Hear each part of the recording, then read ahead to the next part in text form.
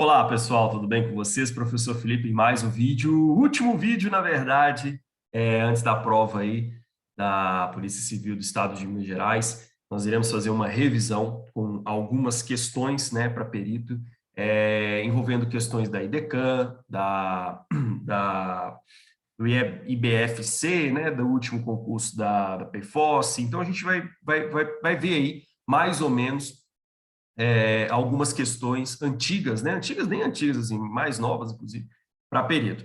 Desde já, queria agradecer demais a vocês por confiarem aí no meu trabalho, por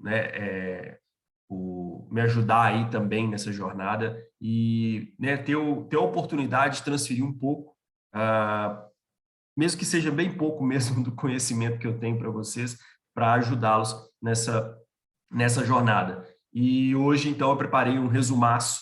Logicamente, não vai dar para a gente ver tudo que a gente viu, mas a gente vai fazer um resumaço aqui, uma revisão mesmo de véspera, a fim de tentar abarcar o máximo de coisas para a prova de domingo, dia 12, beleza?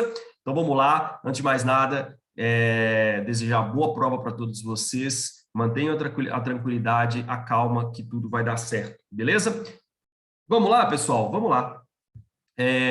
Vou resolver aqui algumas questões com vocês e vai fazer uma revisão geral da nossa matéria, da nossa disciplina, tá? Vamos lá, pessoal, começando aqui com essa primeira questão do livro do Sears e Zemansky, tá? Que diz assim, dois elétrons E, que possuem carga elementar Q, estão cada um a uma distância D de um próton, conforme ilustra a figura abaixo. Então, eu tenho um próton aqui, eu tenho um elétron aqui e um elétron aqui. A partir desses dados, considerando que a constante eletrostática do meio tenha valor igual a K, que seno de 65 seja esse, cosseno de 65 seja esse, pode-se afirmar que, aproximadamente, a força resultante sobre o próton P é... Então, galera, a questão pede a força resultante sobre o próton P. Antes de desesperar, porque tem aquele ângulo ali, antes de começar a ficar doidão, nossa, mas não sei. Cara, para um pouquinho e pensa, tá? Você tem três cargas elétricas e eu tenho a força elétrica envolvida nessas três cargas. Porém, o que eu quero de fato saber aqui é a força que atua no próton. O que acontece com o elétron pouco importa para mim, eu quero saber o que acontece com o próton. Tá? Então, nós vamos analisar o que acontece com o próton da seguinte maneira. Pessoal, cargas de sinais contrários, ocorre o quê? A atração. Então, o elétron vai fazer o que com o próton aqui nessa direção? O elétron vai fazer isso aqui, ó. Vai tentar, né, puxar o próton nessa direção e sentido. Tá? Então, essa daqui seria a força, a força E. Tá? E o que esse elétron vai fazer com esse próton aqui, galera? O elétron também vai puxar o próton lá para cima. Então, nós vamos ter aqui uma força Fe também, que tem exatamente o mesmo valor. Ô, Felipe, mas por que tem exatamente o mesmo valor, pessoal? Porque a distância é igual. A carga do elétron e do próton também é igual. Então, a gente sabe que a força ela vai ser igual. Só que notem que a questão está pedindo a força resultante. A gente sabe, né, através lá da questão de vetores, que a força resultante vai ser, como as duas forças são iguais, né, a força resultante aqui, ó, vai ser mais ou menos no meio, né? Então, vai ser mais ou menos esse cara aqui. Então, nós vamos partir agora para determinar justamente qual é o valor dessa força resultante, tá? Mas, ó, antes de mais nada, primeiro passo de tudo é isso daqui. Tá? Galera, antes da gente determinar o valor dessa força, tá? Eu vou fazer a decomposição vetorial disso daqui, que é a única maneira que eu conheço de determinar essa força resultante. Então, antes de a gente partir lá para a fórmula de força elétrica, além disso, essa questão não é só uma questão de força elétrica, é uma questão também de vetor, eu vou decompor os vetores para colocá-los na mesma direção. Pessoal, esse vetor aqui, quando está em ângulo, a gente tem que colocar ele na mesma direção, ou pelo menos em direção ortogonal, para a gente saber trabalhar com isso daqui. A soma, né, que seria a resultante desses dois vetores, dessa forma que está aí, fica muito complicado a gente resolver. Então, o que eu vou fazer? eu vou pegar e colocar, transformar esses vetores até o ponto onde eu tenho um vetor, eu tenho pelo menos dois vetores ortogonais, porque vetores ortogonais eu consigo resolver. Desse jeito que está aí, eu nem mexo. Então, o que eu vou fazer? Eu vou transformar esses vetores em vetores ortogonais. O FE nem precisa, o de baixo, tá?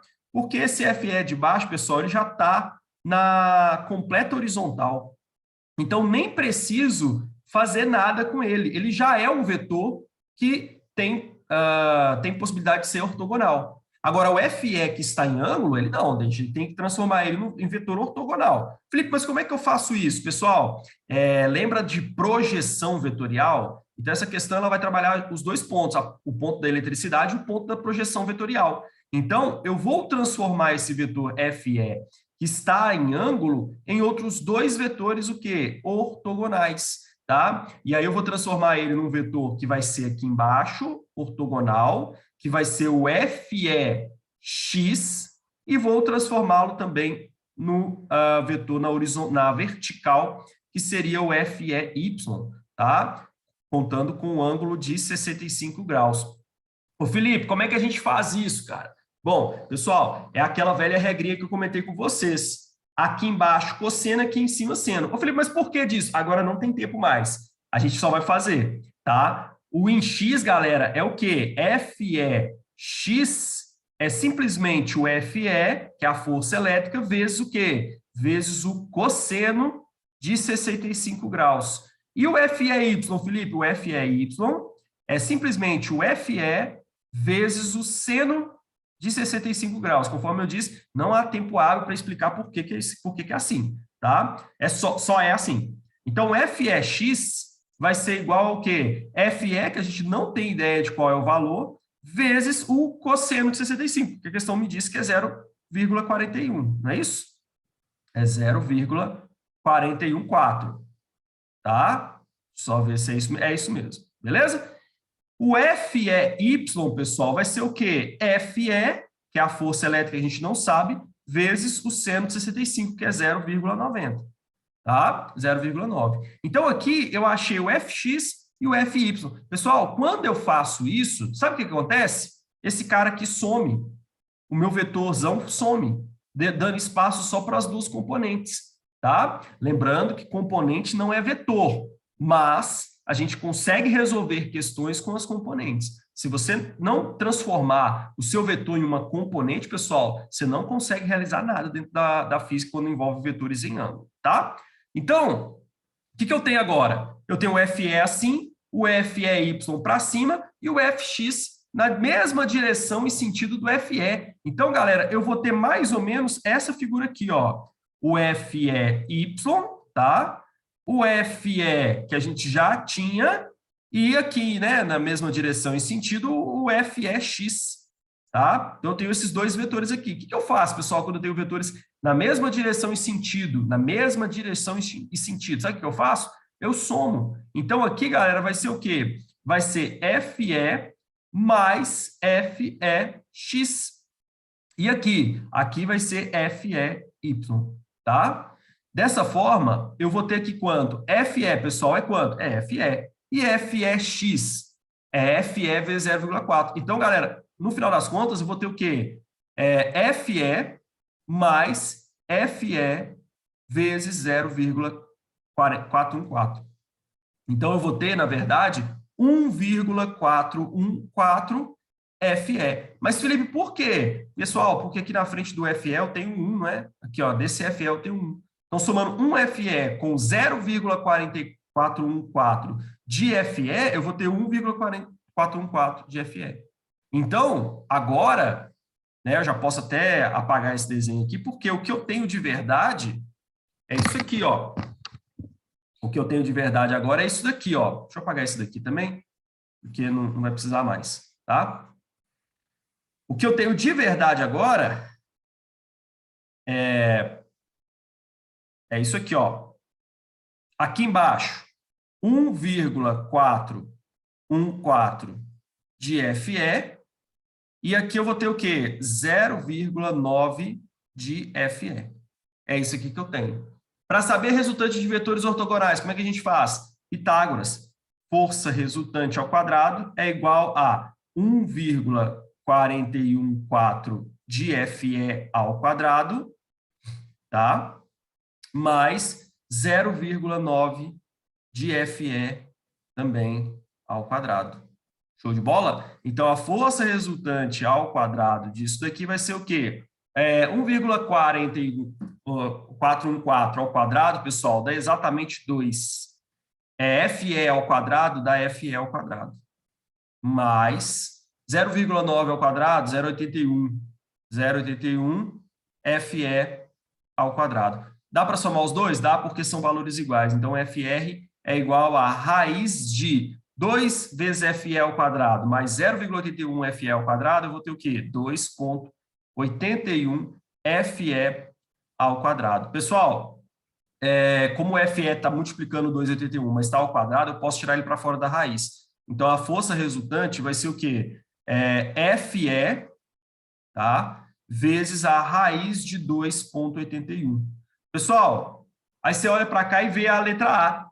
Pô, Felipe, eu já vou marcar a letra A. Pode ser? Pessoal, pode ser sim. Mas vamos entender por que deu isso aqui fora. Pessoal, o que é força elétrica?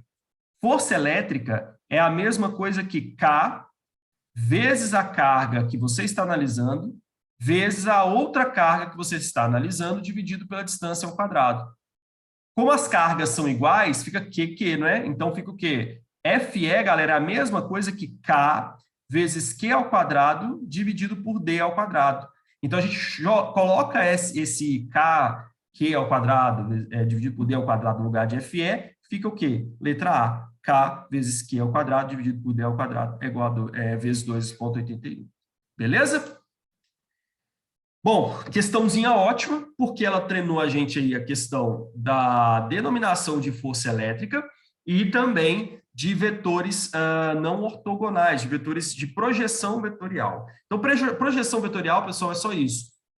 Transformar aquele vetor que está em ângulo num vetor, por exemplo, na vertical ou um vetor na horizontal, beleza? Então, é isso que a gente trabalha aqui dentro dessa parte. Show? Bora lá, porque tem questão pra caramba para a gente fazer hoje. ID Camper Force, questão 2. A unidade de medida para PA, que é o Pascal, pessoal, a unidade de medida Pascal, tá? É uma unidade derivada do SI. Felipe, o que é a unidade derivada do SI? Pessoal, ela é uma unidade que provém de outra dentro do SI, tá? Basicamente, você não precisa ficar preocupar, o que é derivado, o que não é. Esquece isso. Grandezas expressas em PA podem ser expressas usando o mesmo valor numérico, usando a unidade, nossa, questão mal escrita, hein? Usando a unidade, vamos lá. Pessoal, Pascal é a unidade de pressão. Pressão é força sobre área. Força, na questão que a gente usa em SI, é o quê? É Newton. Tá? E área é metro quadrado, ok? Então, em tese, seria aí um Newton por metro quadrado. Show de bola?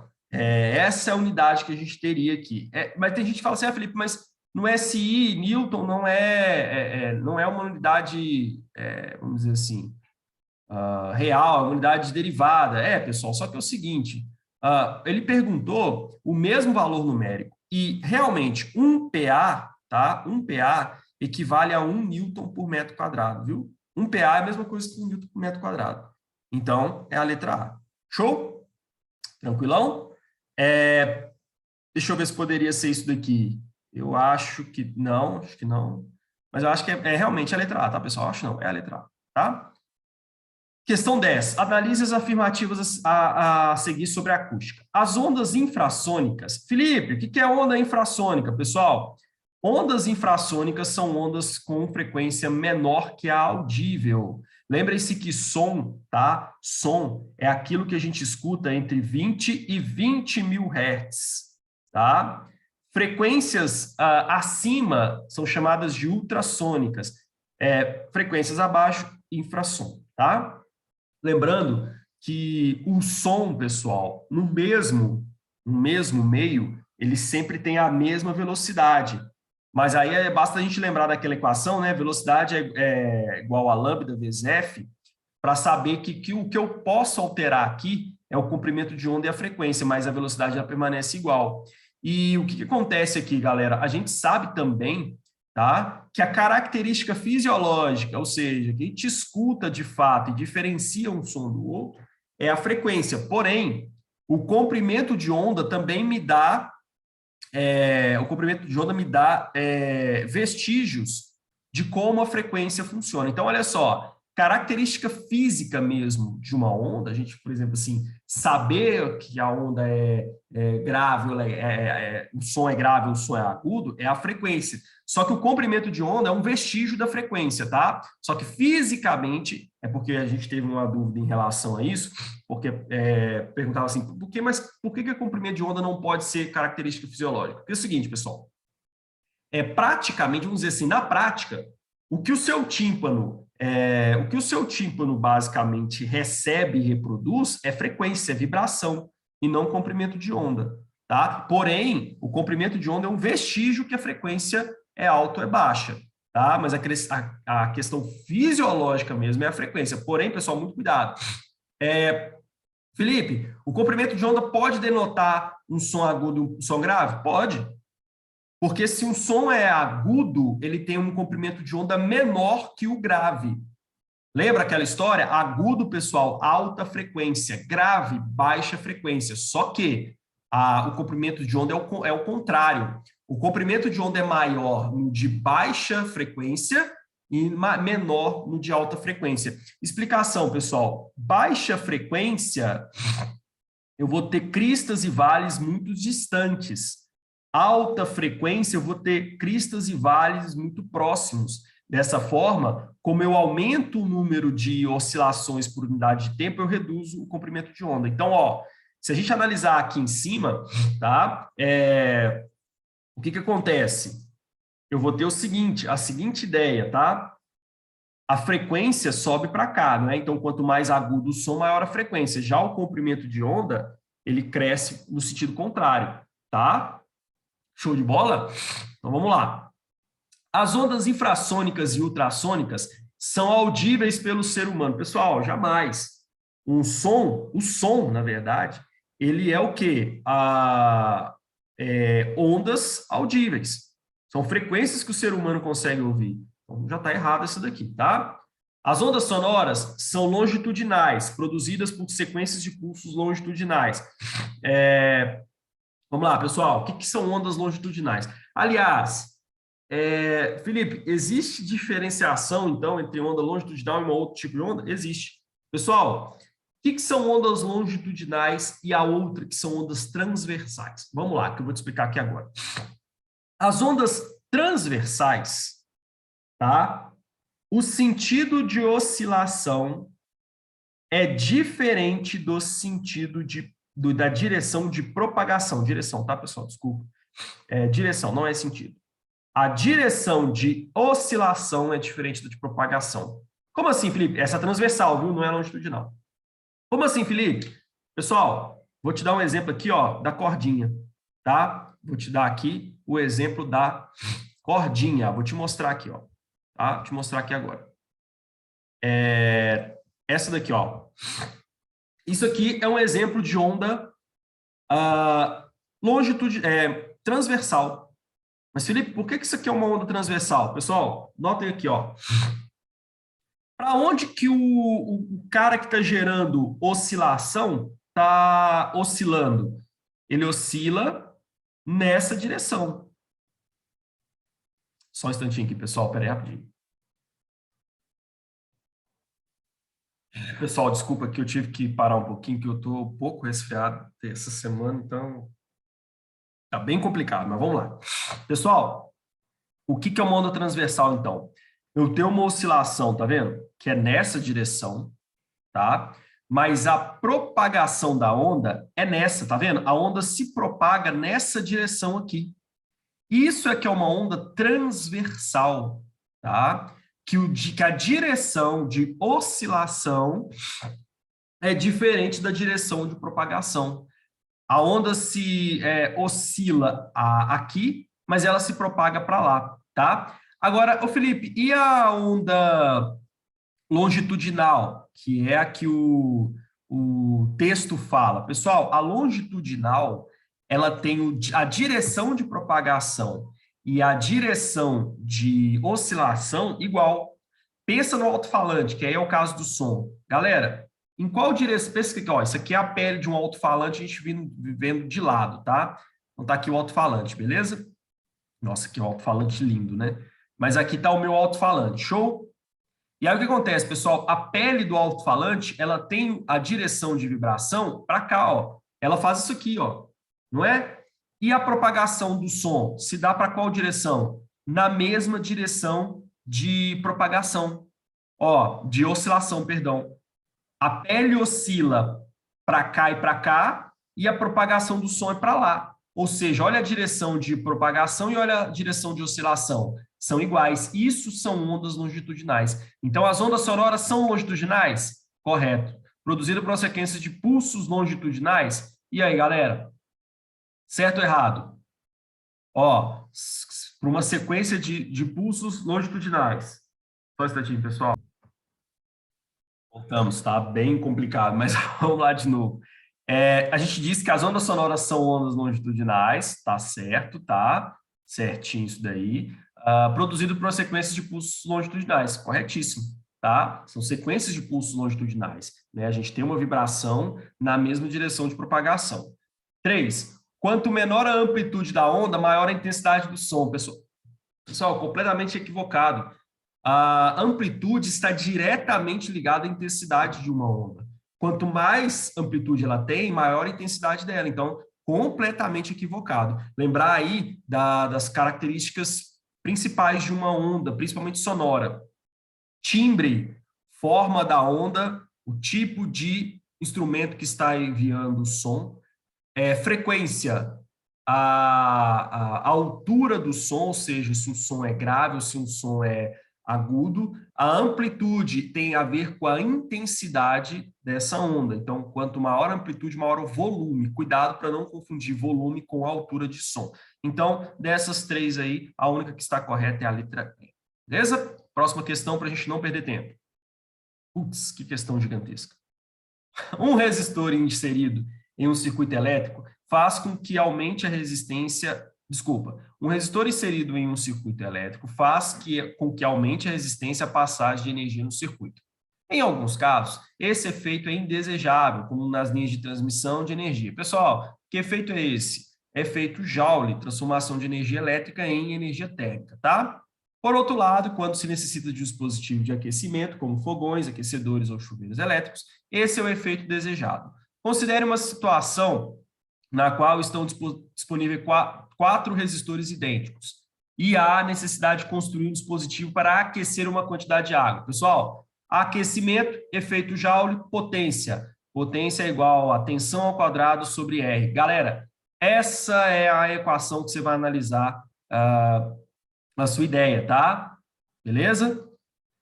Felipe, tem outra, tem o PVI, tem o PRI ao quadrado, mas tente priorizar essa daqui, que essa daqui é a show de bola, tá? Considere a situação na qual estão disponíveis 4 resistores idênticos e há uma necessidade de construir um dispositivo para aquecer uma quantidade de água. Nesse cenário, assinale a alternativa que apresenta a solução a ser escolhida e sua justificativa correta. Letra A, ligar todos os resistores em paralelo, porque a maior resistência, consequente maior atrito interno dos resistores, gerando maior calor. Pessoal, equivocadíssimo. Mas, Felipe, faz sentido. Pessoal, realmente, você olha para essa explicação e você fala assim, meu Deus, isso aqui é maravilhoso. Só que, pessoal, está errado.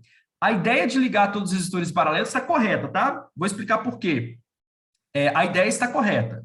Mas dizer que isso vai gerar maior resistência e, por isso, maior geração de calor, está errado. Porque olha para a equação, pessoal. Potência está diretamente ligada à quantidade de calor produzida por segundo.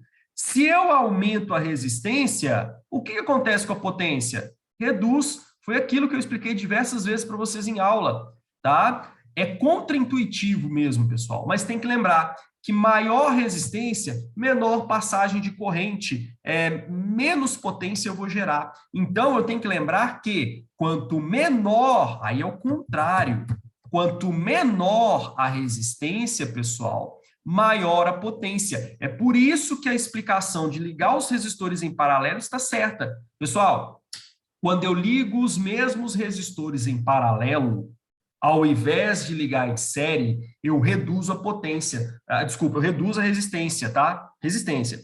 Por quê, Felipe? Porque, pessoal, a soma dos inversos, que é a ideia do resistor em paralelo, tá? Acaba reduzindo. Lembra aquela história que eu falei com vocês? Se eu tiver, vamos supor, tem 4 resistores iguais. Para achar a resistência equivalente em paralelo, se eles forem iguais e eu tiver 4, eu divido por 4.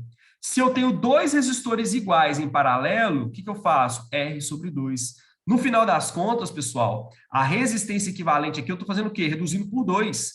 Se eu ligasse os dois em série, o que eu ia ter que fazer? R mais R, ia ficar 2R. Se eu aumento a resistência, eu reduzo a potência. Agora, se eu ligar 2 resistores iguais em paralelo, o que acontece?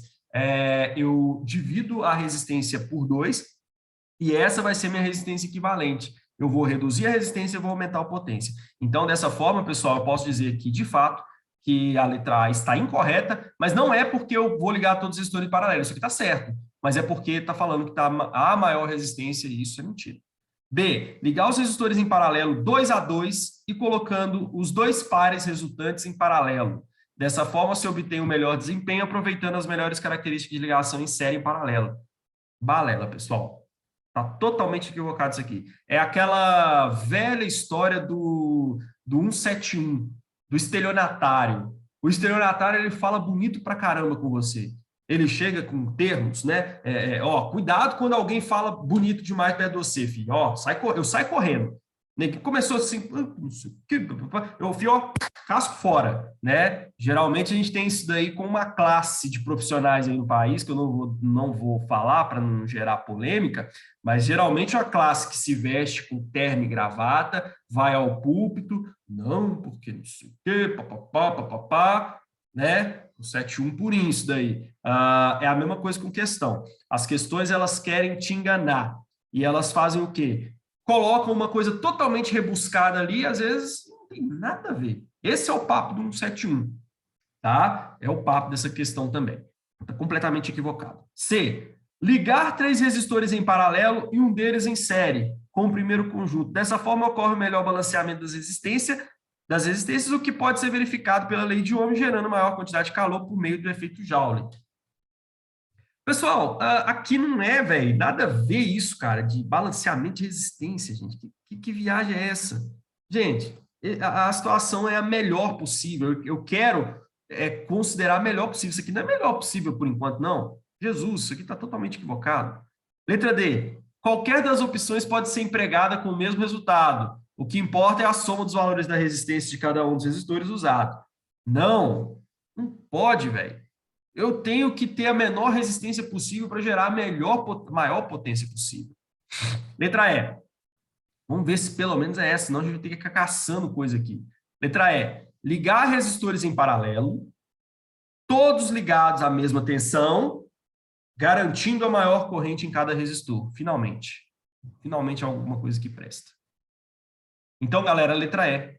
Tá? Sim, quando eu ligo os resistores em paralelo, eu tenho uma resistência equivalente menor, portanto, eu tenho uma potência maior. E potência está diretamente ligada ao efeito Joule. Quanto mais potência eu tenho, mais efeito Joule eu vou gerar. Não se esqueçam disso, tá? Esse aí é o fato principal. Lembre-se também daquela história, tá, pessoal? Dobrou tensão, quadruplica potência. Reduziu tensão à metade, reduz a potência a 4. Tripliquei tensão, multiplico potência por 9. Quadrupliquei tensão, multiplico potência por 16. É sempre ao quadrado, tá? Próxima questão. Pessoal, essa questão do IDECAM, eu vou fazer com vocês, mas eu acho que a banca se equivocou nas alternativas. Não encontrei outro meio de se fazer essa questão. Se alguém souber e quiser dizer aí nos comentários, pode falar à vontade, eu aceito as opiniões, mas sinceramente essa questão está com... Eu sinceramente não entendi o que o IDECAM fez aqui nessa questão. Não vi a anulação dela, mas eu vou fazer da maneira que eu acredito ser, e assim, aí depois a gente vê o que aconteceu. Foi erro meu, se foi erro da banca. Eu tentei de diversas formas chegar no resultado aqui, mas, galera, eu acho que tem alguma coisa errada com essas alternativas aí, mas vamos lá. Ó, questão 4. Se hipoteticamente uma pessoa de massa de 72 quilos fosse transportada para um planeta cuja massa seja de 8 vezes a massa da Terra e seu raio seja 6 vezes o raio da Terra, qual seria o peso dessa pessoa no novo planeta? Pessoal, peso é a mesma coisa que massa vezes gravidade, correto? Tá? E esse peso, senhores e senhoras, ele é definido por causa da força gravitacional. A força gravitacional, tá? Ela é o quê? A constante G de gravitação universal vezes a massa do maior planeta, vezes a massa menor, que é o objeto que a gente está analisando, dividido pelo raio ao quadrado, tá? Essa é a ideia de força gravitacional. Eu vou tomar como partido a força gravitacional da Terra, tá? Qual que seria a força gravitacional da Terra? Fg é igual a G vezes a massa da Terra, vezes a massa do sujeito aí, que é 72 kg, mas eu vou usar M, dividido pelo raio do planeta Terra ao quadrado, que é R ao quadrado. Essa aqui é a força do planeta Terra. Show de bola? Tranquilão? Então, lembrando que peso é a mesma coisa que a força gravitacional, a gente sabe que a M vezes G, que é a massa do sujeitinho lá, é igual a G, que é a constante gravitacional, vezes a massa do planeta, vezes a massa do sujeitinho dividido por R ao quadrado. Lembrando que a massa do planeta, aliás, a massa do sujeito não vai interferir no exercício, porque a gente vai cortar aqui e aí a gente chega que a gravidade da Terra é o quê? G vezes mzão dividido por R ao quadrado, tá? Agora eu vou fazer a gravidade do outro planeta, que tem a massa 4 vezes maior que a da Terra e o raio 6 vezes maior que o da Terra. Olha o que acontece, pessoal. A gravidade desse novo planeta vai ser o quê? G vezes a massa, pessoal, é 4 vezes a massa da Terra, ou seja, 4mzão, dividido pelo raio, que é 6 vezes o raio da Terra. Só que isso aqui, galera, entra ao quadrado, tá? Então, entra tudo ao quadrado. Dessa forma, a gente vai ter o quê? Que a gravidade desse planeta é 4...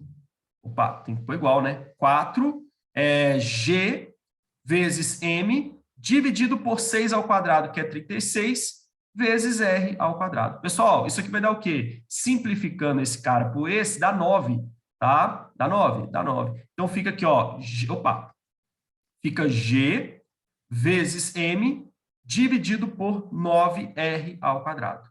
Essa é a gravidade do outro planeta. Olha só, pessoal, compara a gravidade de um planeta com a gravidade do outro planeta. A gravidade do novo planeta, apesar de a massa ser maior, o raio é maior também. Então, a gravidade desse novo planeta, pessoal, é de quanto? É de 9 vezes menor que a gravidade da Terra. Então, a gravidade desse novo planeta é a gravidade terrestre dividido por 9. Porque ficou aqui estranho, né? É G por 9, viu, pessoal? É G por 9. Então, é 9 vezes menor que a da Terra. Pessoal, se o peso é definido pela massa, e a massa não muda, tá? Cuidado, se eu levar um objeto daqui para Júpiter ou daqui para o Sol, a massa vai ser igual, tá? Eu sei que você vai queimar, o negócio queima lá no Sol, lá no Júpiter não sobrevive, mas a massa não muda, tá, pessoal? O que eu estou querendo dizer para vocês? Que o peso depende da gravidade. Então, se o peso do sujeito aqui na Terra é 72 vezes G, lá nesse outro planeta vai ser quanto? 72 vezes G da Terra dividido por 9. Então, galera, vai ser quanto? Vai ser 9 vezes menor. Então, seria 72 por 9 dá 8, 8 vezes a gravidade terrestre, tá? 8 vezes a gravidade terrestre. E a gravidade terrestre, pessoal, é 9,8 ou 10. Dessa forma, olha só o que a questão errou aqui, ao meu ver. A questão colocou letra C, 8 newtons. Só que, pessoal, 8 newtons não vai dar de jeito nenhum, porque a gravidade da Terra é 9,8 no mínimo, se ele não tiver dado 10. Então, o peso desse cara lá nesse novo planeta vai ser de 80 newtons e não de 8 newtons. Galera, 8 newtons. Sabe o que teria que ser a gravidade aqui? Para ser 8 newtons, a gravidade tinha que ser 90 vezes menor que a da Terra. Não é o caso, ela é 9 vezes menor. Então, eu acho que a questão queria colocar 80 newtons, ou ela queria colocar o outro valor. Sabe por que que eu noto isso, pessoal? Porque nas outras respostas não estão assim, ó. Teria que estar assim, tá? 24,0 newtons, 18,0 newtons, para todo mundo estar na mesma unidade. Mas por que que ele cismou aqui de pôr um 8,0 aqui? Né? Então, foi essa vírgula. Eu suspeito que as respostas são 24, 18, 80, 12 e 30. Tá? Aí tá correto. Mas olha só, até as respostas aqui, elas te explicam que tem alguma coisa errada com a C e a E. Sabe por quê, pessoal? Eu tenho que colocar nas alternativas a mesma unidade, a mesma casa. Por que que eu coloquei 8,0 aqui e coloquei 24 no outro? Não, eu teria que colocar 8,0, 24,0 aqui, tá? Então, para mim, a letra C seria 80. Se fosse 80, estaria certo, mas não é o caso. Agora, se eu estiver equivocado, pode me falar aí nos comentários. Felipe, não é assim não, isso aí foi um erro que você fez aqui. Cara, aceito, eu sei que eu não sei tudo, aliás, eu não sei nada. Eu sei pouquinho, mas o pouquinho que eu sei não consigo resolver essa questão de outra maneira que senão essa. Então, para mim, tem alguma coisa equivocada nessa questão. Não achei recurso, não achei anulação, não achei alteração de gabarito. Ao meu ver, essa questão só sai desse jeito. Se vocês tiverem aí nos comentários outra resolução, podem falar. Isso, inclusive, auxilia a gente a mudar alguma coisa que a gente não está fazendo bem feito. Beleza? Deixa essa questão para lá, vamos para a próxima. A questão da Idecamp é Fosse diz que um bloco de massa de 300 quilos está apoiado sobre uma superfície plana. Atua nesse bloco uma força horizontal de 310 newtons. São dados os coeficientes de atrito entre o bloco e a superfície. Dinâmico, pessoal, cinético, 0,1. Estático, 0,30. Usar gravidade igual a 10. Com base nesses dados, a força de atrito atuante sobre o bloco e a superfície sobre a qual ele está apoiado é de... Pessoal, vamos lá. Ô Felipe, por que ele deu essa força horizontal aí, sendo que o que eu quero é a força de atrito, e a força horizontal não tem nada a ver com a força de atrito?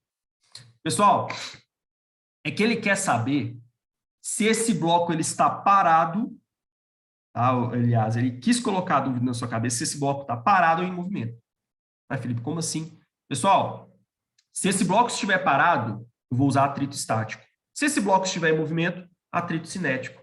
Mas, Felipe, como é que eu sei disso? Analisando a força de atrito estática primeiro, tá?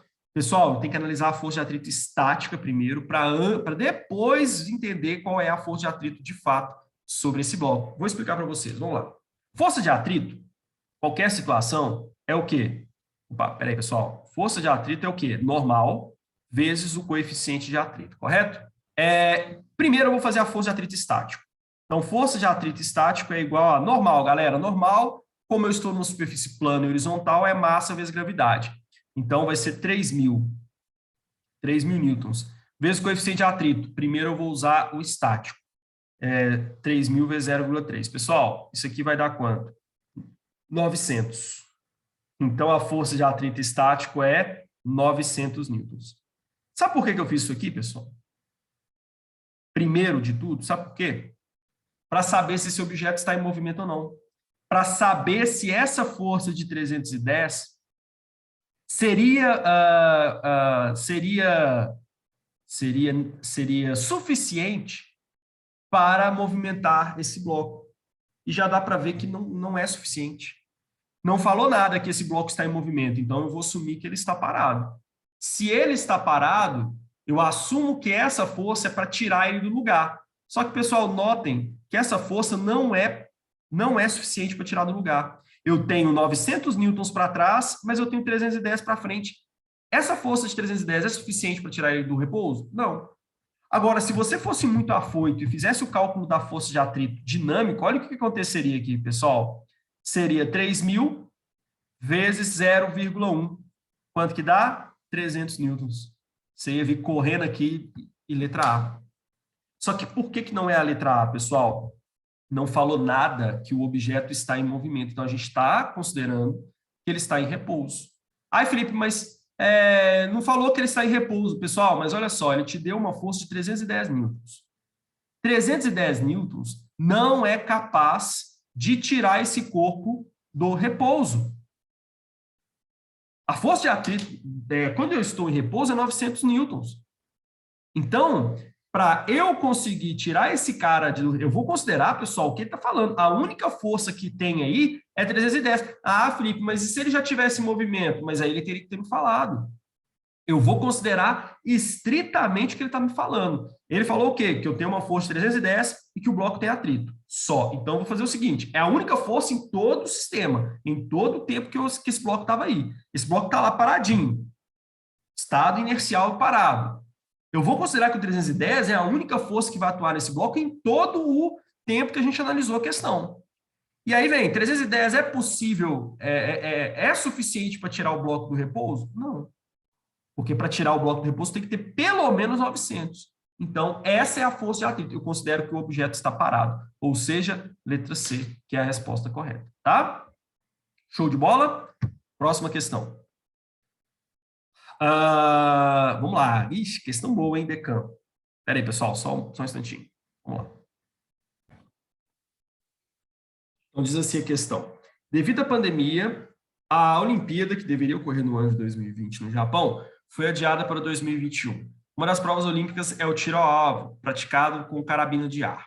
Numa prova esportiva de tiro ao alvo, o projétil de uma carabina possui massa de 140 gramas e viaja a 300 metros por segundo, no instante que tocam a parede na qual está o alvo, ficando incrustada na parede. Pessoal, o que é isso aqui?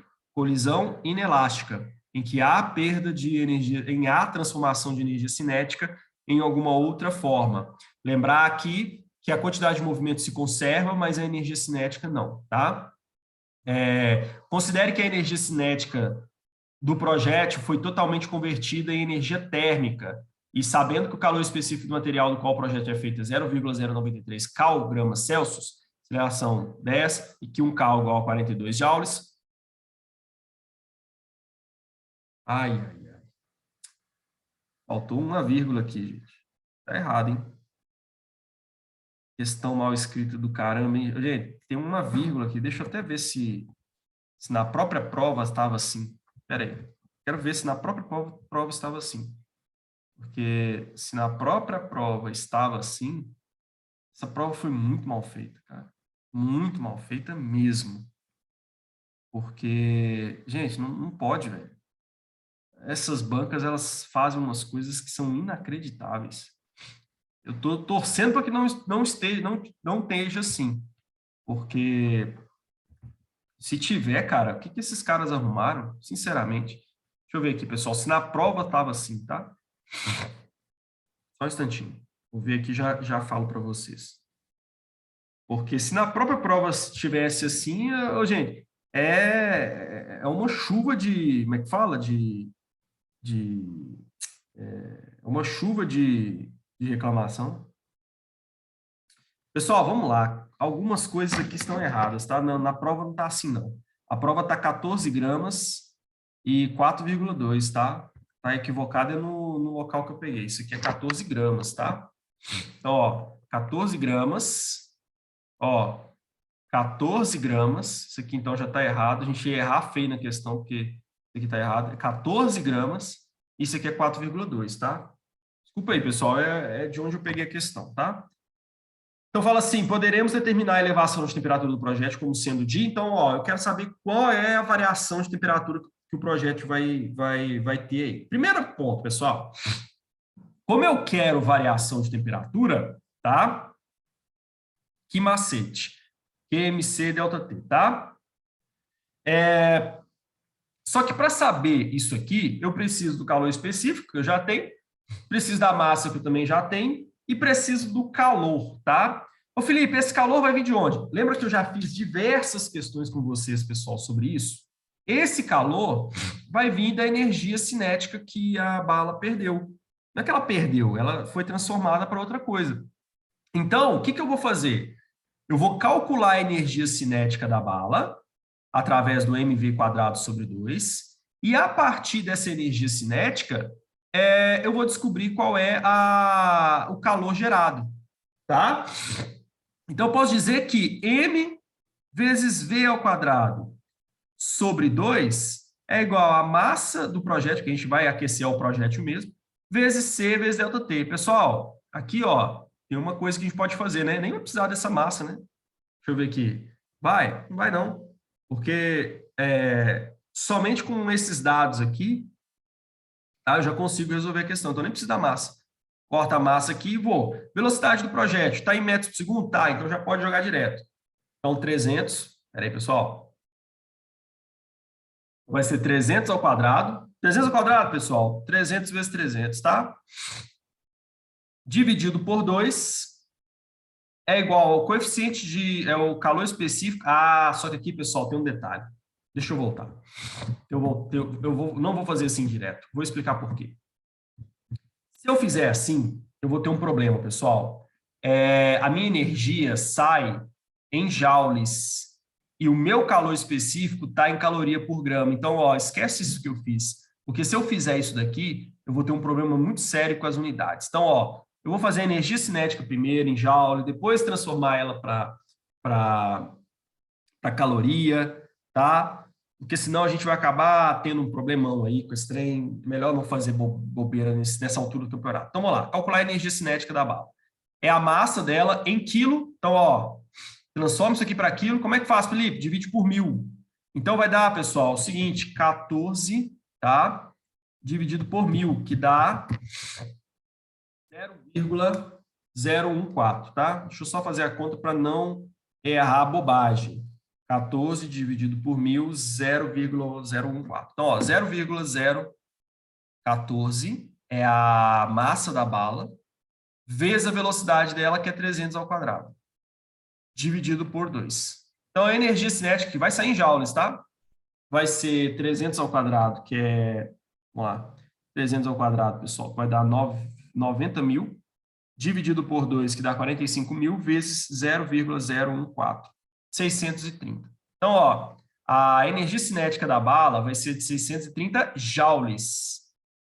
Só que lembrando, eu tenho que passar isso para calorias, porque meu calor específico está em calorias. Então, ó, eu divido isso daqui por 4,2, tá?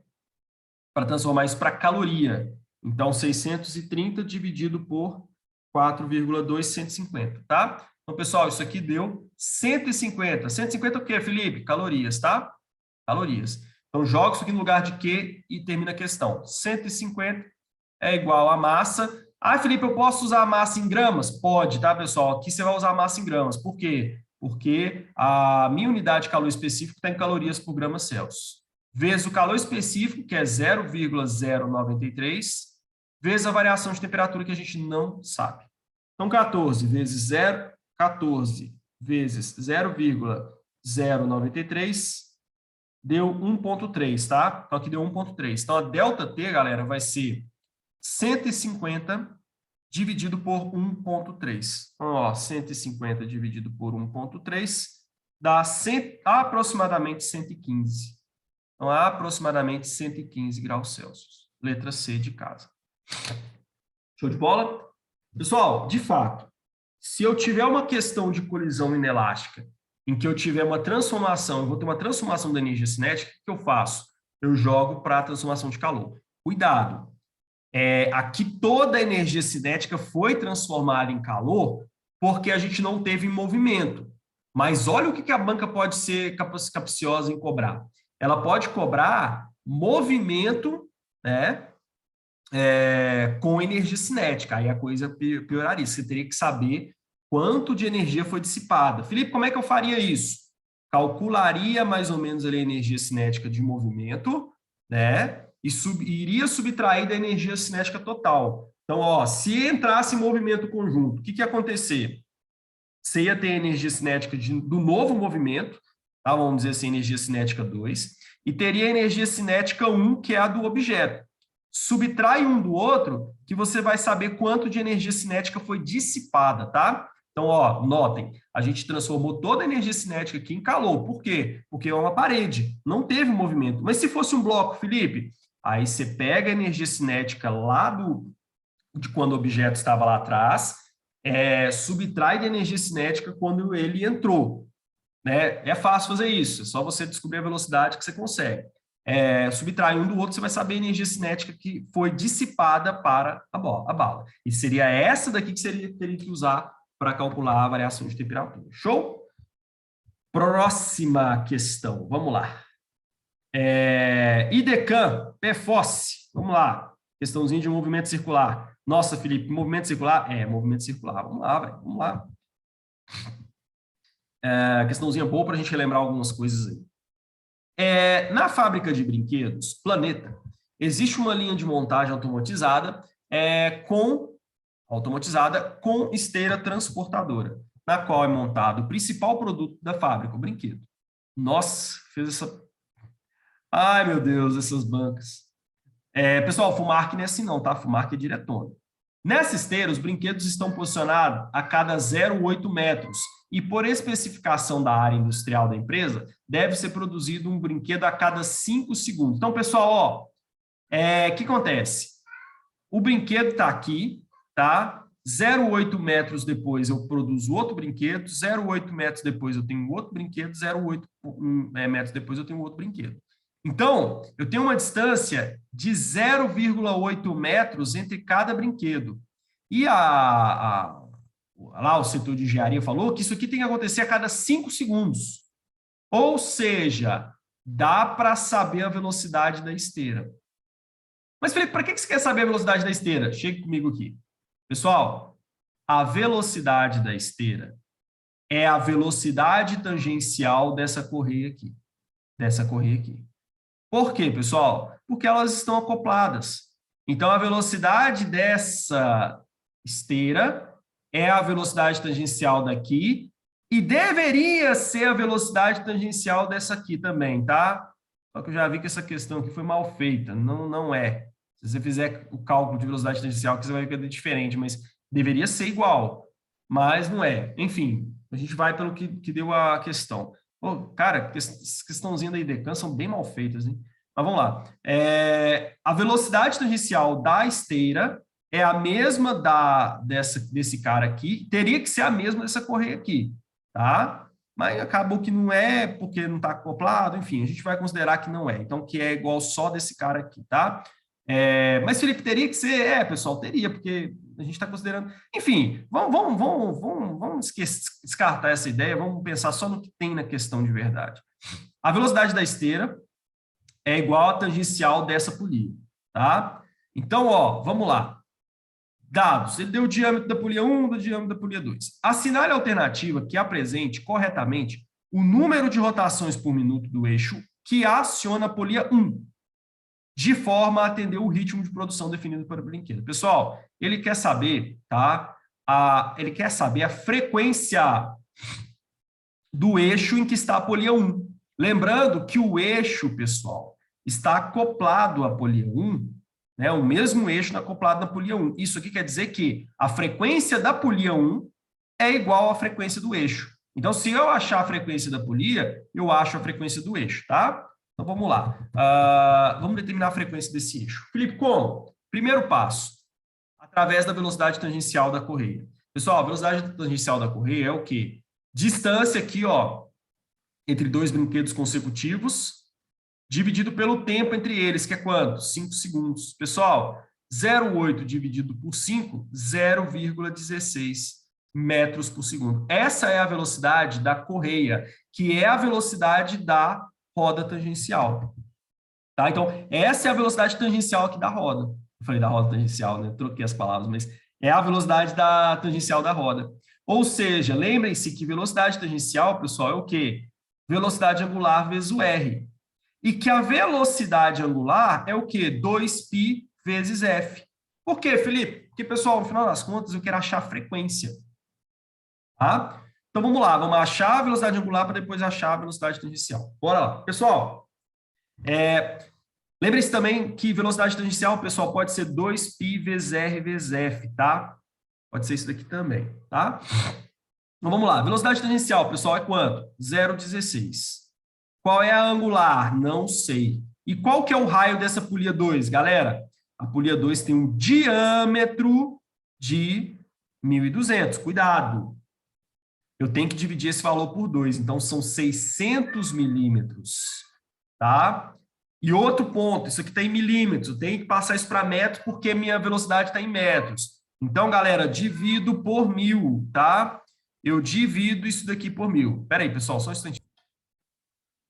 Pessoal, perdão, tá? Voltamos.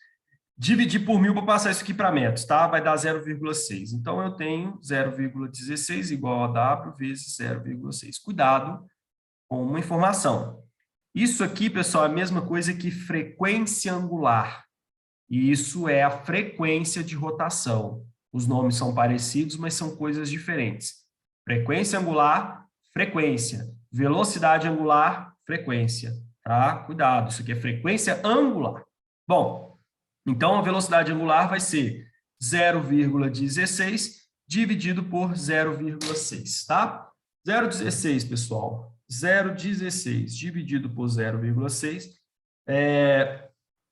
deixa eu ver aqui, 0,16 dividido por 0,6 deu 0,27, tá? 0,27. Essa é a velocidade angular, tá? Essa aqui é a velocidade angular. Agora eu vou jogar esse valor aqui para saber a frequência. Então, olha só, velocidade angular é 0,27, isso aqui saiu em rádios por segundo, viu? É igual a 2 vezes π vezes f. Então, eu venho aqui e faço 0,27 dividido por 2π, que dá 0,042, tá, pessoal? Então, ó, a frequência é 0,27 dividido por 2π, e deu 0,042. Agora, opa, 0,042, pessoal.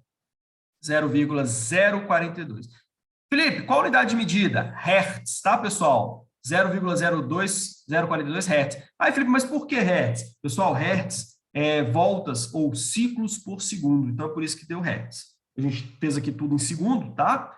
Então, eu tenho isso. Lembrem-se, pessoal, daquela ideia de relação que eu já expliquei em aula para vocês. Quanto maior for a minha polia, menos ela gira frente à polia menor. E olha só, a polia menor, pessoal, tem 120, enquanto a polia maior tem 1.200.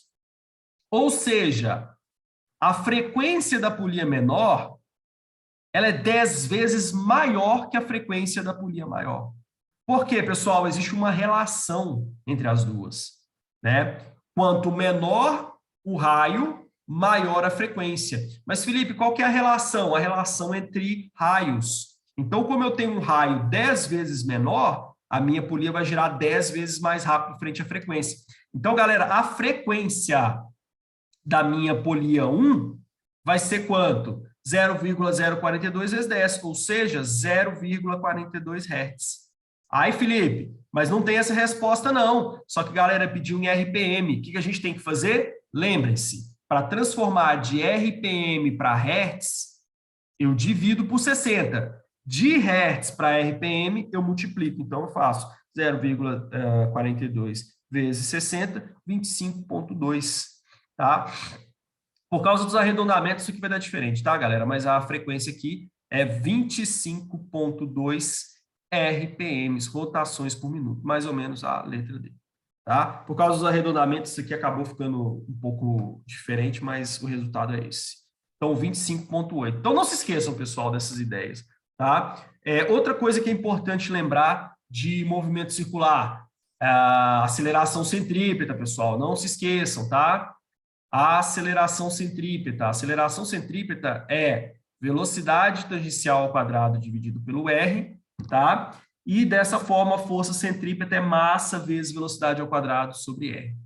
Tô achando que vai cair uma questão sobre isso. Essas bancas adoram esse tipo de questão. Show de bola? Próxima questão. No CEP Perito PC Piauí. Galera, coloquei aqui uma questão sobre empuxo, porque aqui a gente não viu, né, em aula, mas eu vou explicar para vocês como é que é a ideia do empuxo. Eu já expliquei, na verdade, o que é um empuxo, mas eu não dei fórmula, né, não fiquei ali em cima daquilo, tá? Mas eu trouxe essa questão justamente para explicar para vocês. Galera, o empuxo, ele é uma força que ocorre no fluido. Então, todo fluido que se preze, ele vai gerar uma força no objeto no sentido contrário do peso, tá? Esse cara aqui é o empuxo. Toda vez que eu estou em um fluido, eu tenho um empuxo atuando sobre o objeto. Só que é o seguinte, esse empuxo, ele depende de três coisas. Depende da densidade do fluido em que eu estou imerso, do volume deslocado e da aceleração gravitacional. Volume deslocado, cuidado, pessoal, porque se o objeto estiver metade imerso, metade submerso e metade para fora, só metade que vai ser o volume aqui, tá? E a densidade é a densidade do fluido externo. É por isso que a gente não sai voando aí, não boia no ar. Por quê? Porque a densidade do ar, que é o responsável por gerar o empuxo, é muito pequena. Então, como a densidade é pequena, o empuxo também é pequeno. Agora, na água, você consegue flutuar, por exemplo, você está lá no fundo da água, abre os bração, o que começa a acontecer com você? Você começa a flutuar. Por quê, galera? Se você fizer o seguinte, se você pular na piscina toda encolhidão, vai fazer igual uma pedra. O seu volume deslocado vai ser pequeno, ou seja, o empuxo vai ser pequeno. Agora, abre os braços para você ver.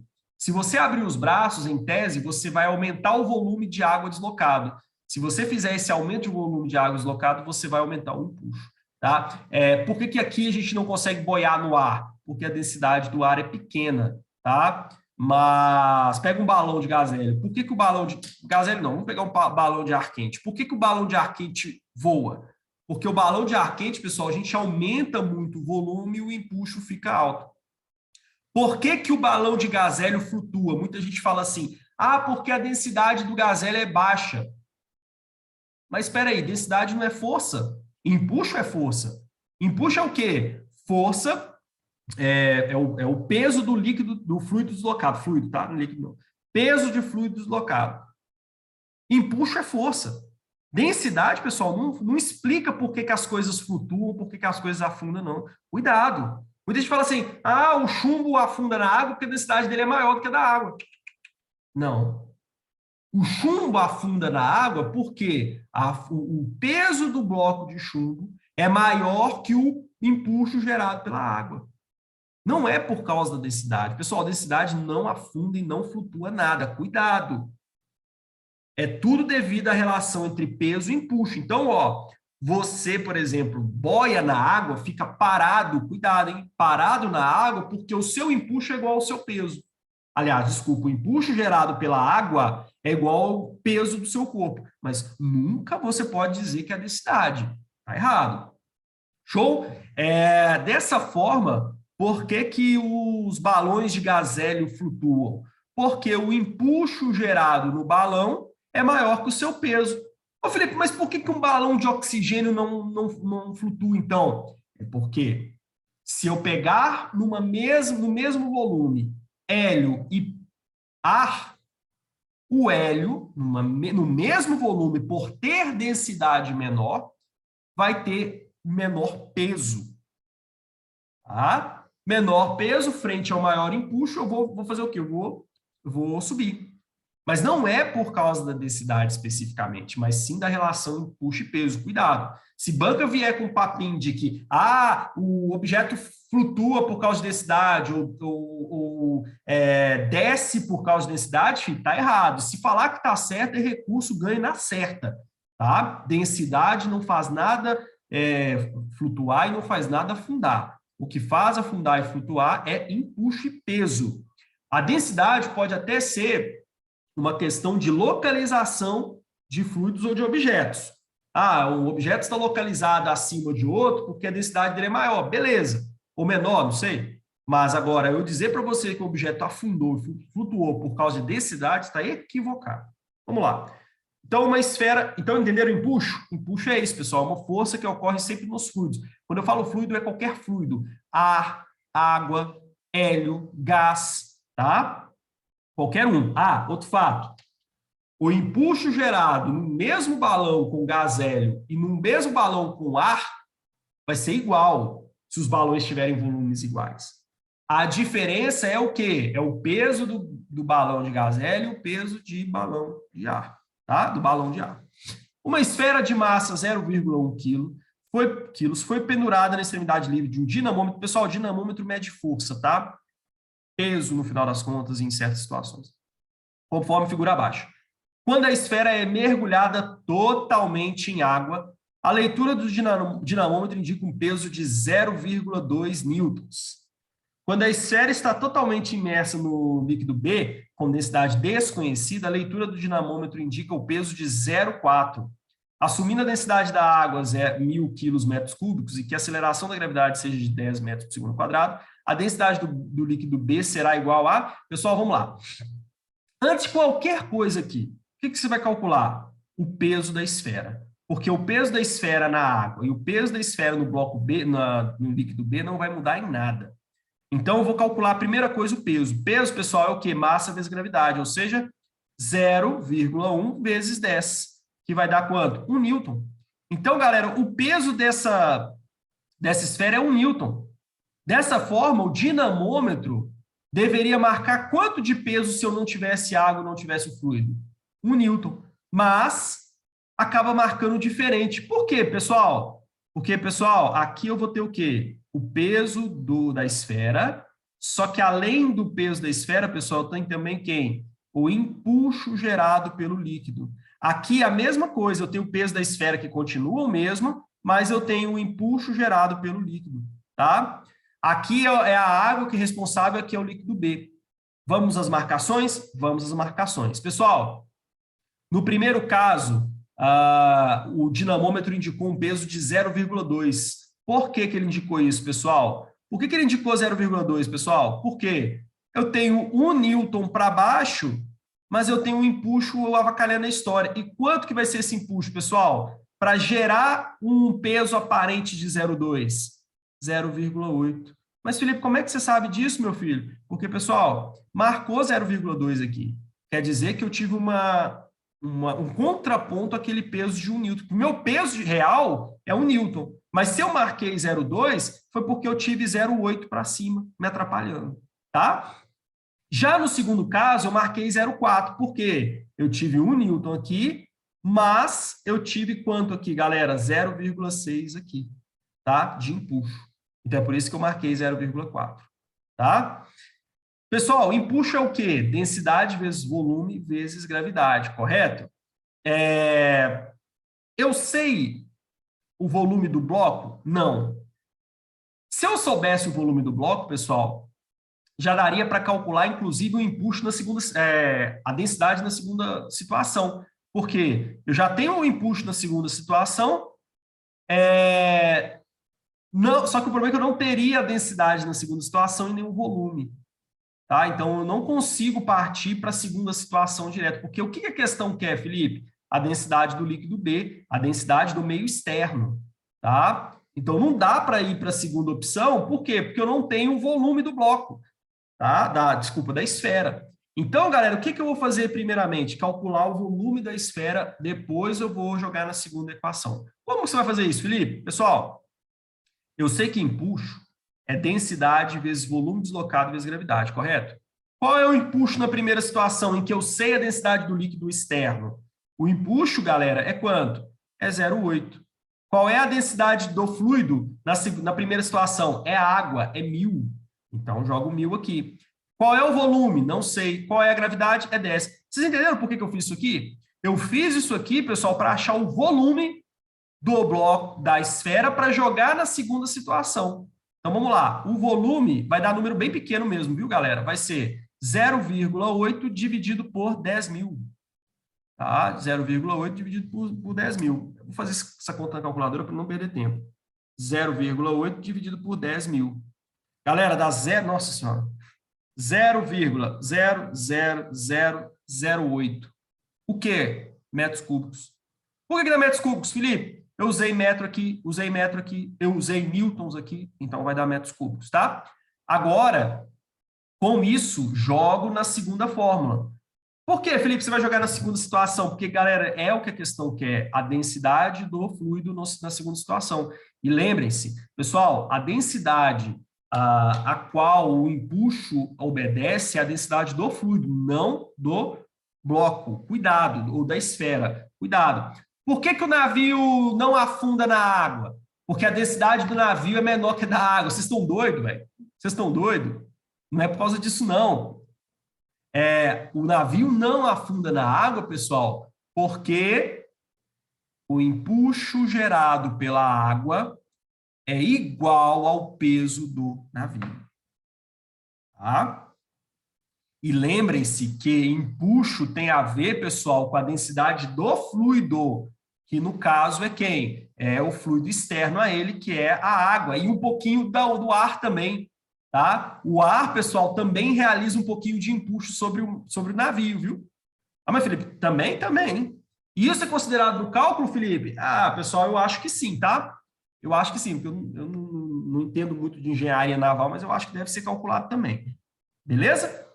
Mas o empuxo é que gera essa força que sustenta o navio. Então vamos voltar para a questão? Estou enrolando demais, né? Galera, o empuxo segundo é quanto?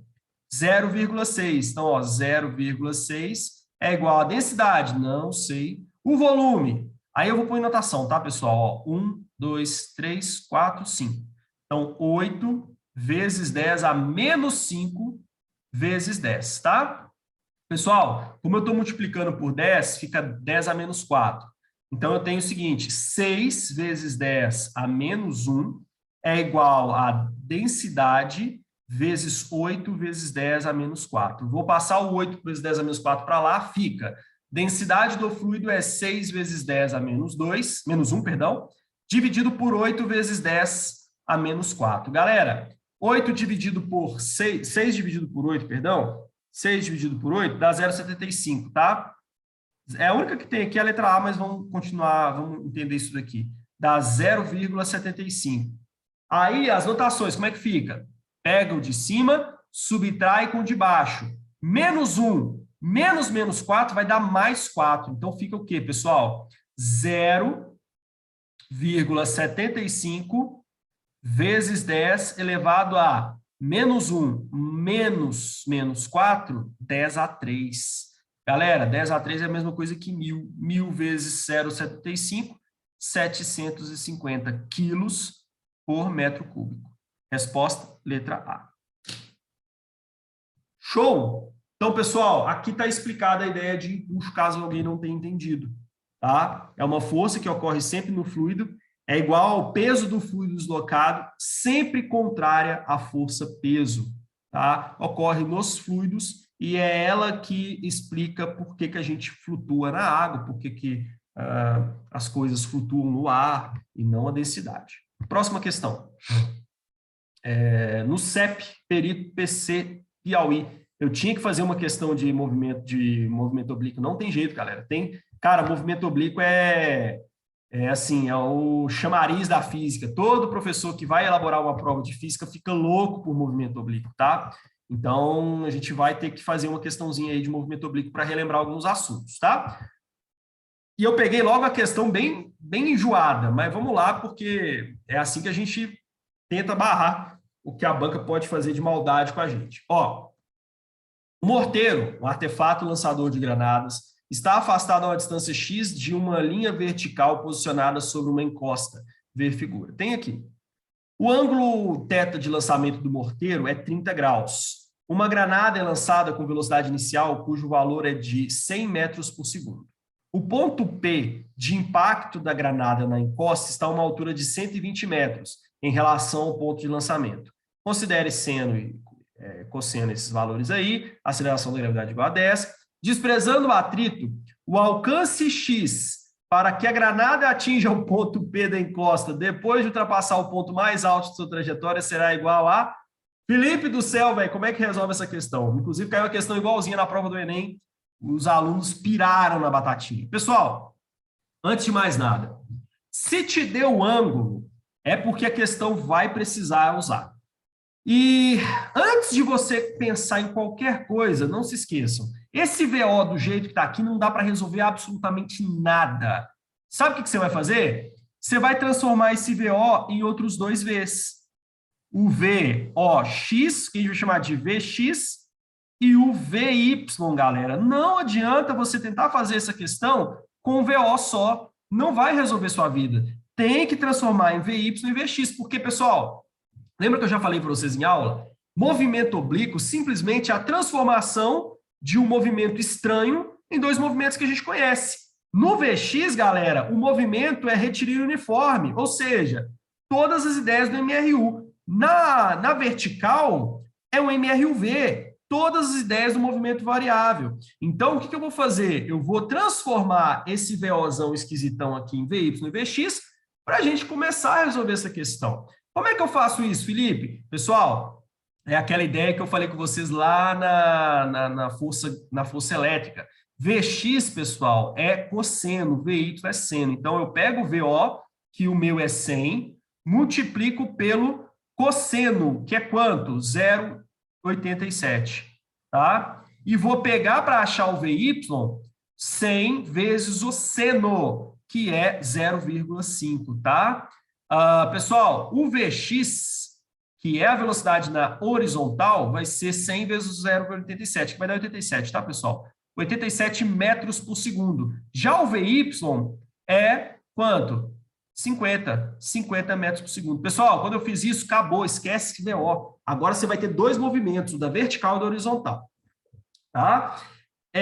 Vamos lá. Primeiro ponto que eu vou fazer aqui, galera. Eu tenho que achar o alcance, que é o Vx até o H. Para isso, o que eu vou ter? Alcance, galera, é a mesma coisa que distância. E aí a gente vai lembrar que, como é MRU, eu vou usar o Deus vê tudo. Velocidade é igual a distância sobre tempo, não é isso? Então, distância é a mesma coisa que velocidade vezes o tempo, tá?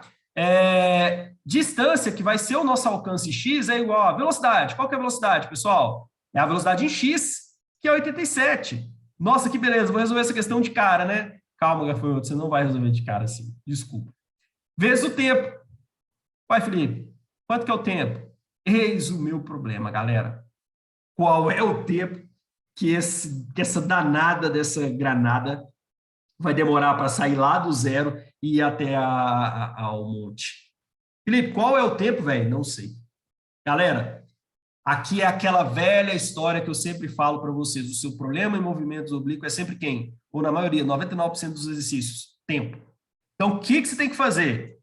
Cara, partir para o movimento na horizontal e calcular quanto tempo que essa granada vai demorar para fazer esse movimento aqui, ó, de subir até o ponto zero e de descer até o H, pessoal, porque é o seguinte, aqui eu tenho que pensar como se fossem duas granadas diferentes. Ao mesmo tempo que a granada vai para frente, ela sobe e desce.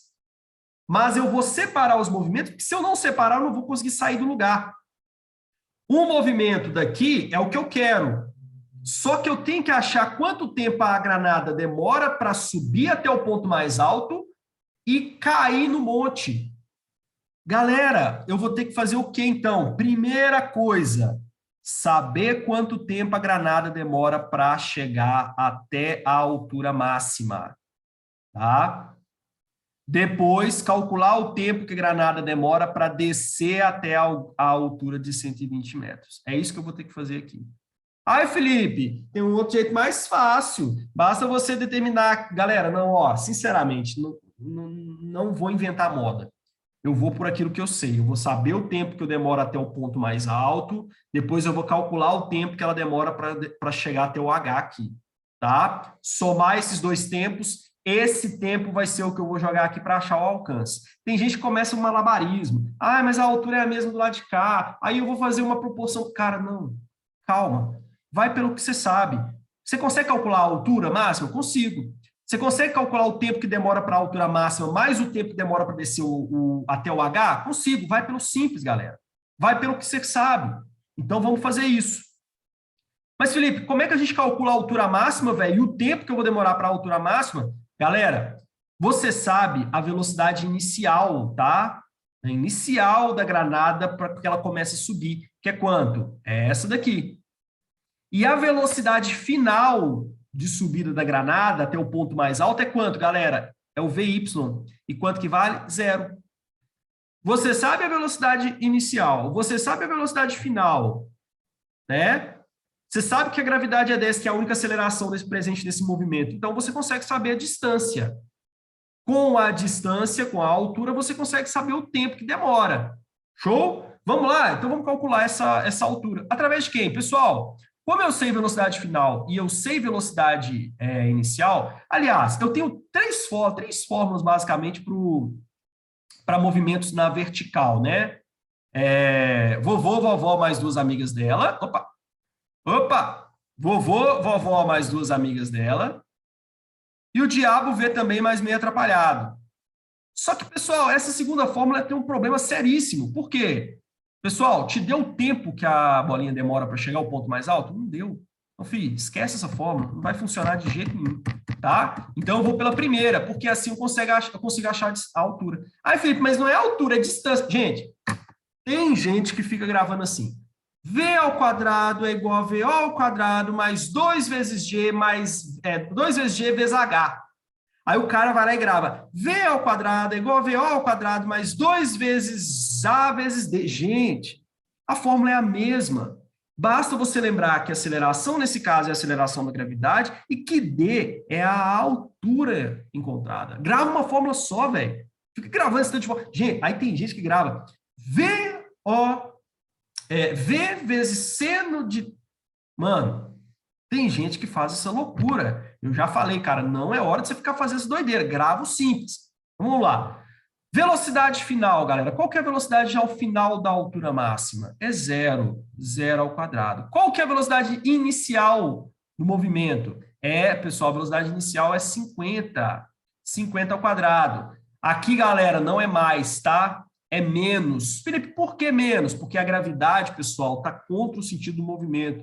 Então, a gravidade é menos. Então, vai ficar menos aqui. Menos 2 vezes. A gravidade é quanto? É 10 vezes a altura que a gente vai percorrer. 50 ao quadrado, pessoal, é 2.500, né? Então, vai passar para lá menos. Menos 2.500 é igual a menos 20, né? D. Tá? Menos com menos é mais. Corta o zero com zero. A distância, ou seja, a altura máxima que essa granada vai atingir é 250 dividido por 2, que é 125. Então, galera, a altura máxima que essa granada vai atingir é 125 metros. Tá? Show? Agora, eu vou calcular, a partir desses 125 metros, pessoal, eu vou calcular qual é o tempo que ela demora para fazer esse movimento de descer daqui e vir até aqui. Tá? Porque disposto desse 125, eu já consigo saber quanto tempo ela vai demorar para sair daqui e chegar até aqui. Eu já consigo saber qual que é o tempo. Mas agora, o que eu vou fazer? Eu vou calcular, pessoal, quanto tempo ela demora para sair do 125 e chegar até a altura da altura do negócio. Tá? Então, pessoal, como é que vai ficar essa história aqui? Ó? Vai ficar o seguinte, vamos lá. Pera só um instante, pessoal, só um instantinho. Vamos lá. Então, é o seguinte, eu vou calcular o tempo que ela demora para sair daqui e vir até aqui. Então, vou calcular esse tempo aqui. Mas como que você vai calcular esse tempo, Felipe? Pessoal, olha só a altura máxima. 125 metros, não é? E qual que é a altura do monte? 120. Ah, Felipe, então peraí. Você vai calcular quanto tempo ela demora para sair do 125 ao 120? Ou seja, eu vou calcular, pessoal, uma altura de 5 metros. Eu vou calcular quanto tempo ela gasta para sair do 125 e vir para o 120, ou seja, percorrer 5 metros. Agora sim, eu uso o diabo V também. Por quê? O diabo V também é tempo. Eu sei a altura, eu sei a velocidade inicial. Dá para achar agora qual é o tempo. Vamos ver como é que faz? Vamos lá. Pessoal, vou apagar aqui, tá? Vou apagar isso tudo aqui, senão vai atrapalhar a gente. Vou apagar isso tudo aqui, ó. Tá? A gente já sabe que a altura máxima é 125. Então é o seguinte, turma. Ficou assim, ó. Vamos lá. O diabo vê também, mas meio atrapalhado. Essa é a forma, tá? Pessoal, qual que é a altura que eu quero descer? 5 metros. Qual é a velocidade inicial do meu movimento? 0. Vezes o tempo que a gente não sabe é o que a gente quer. Mais, galera, a gravidade agora está ajudando o bloco, a granada a descer, então é mais 10 vezes t ao quadrado, que nós não sabemos, dividido por 2. 0 vezes t, 0. Então, eu tenho que 5 é igual a 10 vezes t ao quadrado sobre 2. Galera, multiplicando cruzado, eu tenho 10 também. Então, 10 é igual a 10 vezes t ao quadrado. Corta, corta, aqui vai dar 1, né? Então, tempo é igual a raiz de 1, tempo é igual a 1 segundo. Pessoal, então eu gasto 1 segundo para sair daqui e vir até aqui. Opa! Então, galera, ó, 1 segundo para esse movimento aqui. Só que, galera, eu não quero só saber daqui até aqui, eu quero saber também daqui até aqui. Então, o que eu vou fazer? Volta o cão arrependido. Volta o cão arrependido. Vamos saber, através dessa fórmula, qual foi o tempo gasto para a granada subir 125 metros. Vamos lá? Vamos lá. Então, ó, 125 metros é a altura que eu quero seguir. É igual a velocidade inicial. Pessoal, tá vendo que essa fórmula aqui ela vai ser ruim para a gente? Sabe por quê? Eu tenho velocidade inicial, que ela é 50. Eu tenho aceleração, tenho tempo. Eu vou cair, pessoal, sabe do quê? Ó, vou só terminar para vocês verem. O que eu vou cair aqui? Vou cair numa equação de segundo grau. Opa, não quero saber disso não. Esquece. Filho, tchau, adeus. Não vou por essa daqui. Essa daqui vai me dar trabalho. Sabe o que eu vou fazer aqui agora? Sabe o que eu vou fazer? Eu vou descobrir, pessoal, através da outra fórmula muito mais simples. A aceleração é igual a velocidade final menos velocidade inicial sobre tempo. É através dessa que eu vou descobrir o tempo. Ué, Felipe, mas por que você não fez isso daqui aqui? Pessoal, pergunta. Eu sabia qual era a velocidade aqui, quando ela chegava no monte? Não. Eu até sabia a velocidade aqui, mas eu não sabia a velocidade no monte. Dessa forma, não dava para usar essa daqui. Agora, essa daqui dá para a gente usar nesse cara. Mas, Felipe, que enrolação doida é essa, velho? Por que você está querendo achar esse T? Porque, pessoal, o tempo que a bolinha leva para chegar ao ponto mais alto é o tempo que ela leva para chegar aqui. Então, se eu souber esse tempo, eu sei o tempo da minha fórmula e eu acho a minha distância total. Vamos lá, pessoal, a aceleração é qual? É da gravidade. Só que como ela está atrapalhando é menos. É igual a velocidade final, 0, menos a inicial, que é 50, dividido pelo tempo que nós não sabemos. Multiplica cruzado e joga o 10 para debaixo do 50, fica menos 50, dividido por menos 10. 5 segundos. Então, pessoal, para sair daqui e vir até aqui, a granada gasta 5 segundos. Só que, pessoal, a granada é uma só, não é? A gente divide ela em duas para facilitar nosso exercício. Mas o tempo que ela demora para subir até o ponto mais alto é o tempo que ela demora para sair lá do zero e chegar aqui também pelo X.